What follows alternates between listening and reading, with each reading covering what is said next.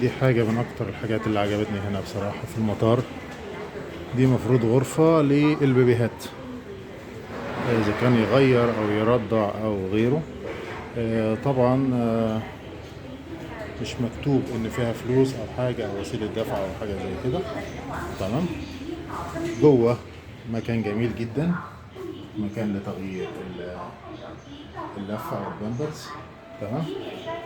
حاجات بقى اللي هو الحفاضات أو البامبرز قصدي، والوايب والسوفت تيشو. تمام. وكل ده ببلاش.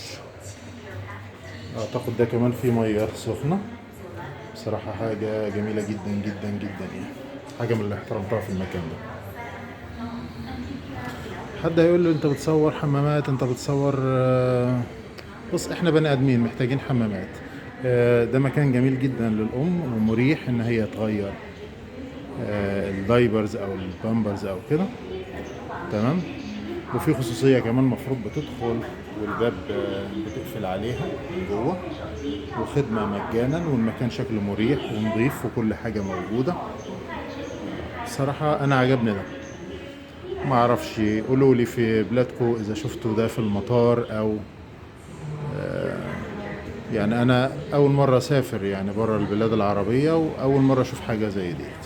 ده عجبني. قولوا لي لو شفتوا حاجه زي ديت مطبقه في اي مكان تاني ولا لا، واكتبوا لي ده في الكومنتات. اشوفكم على خير.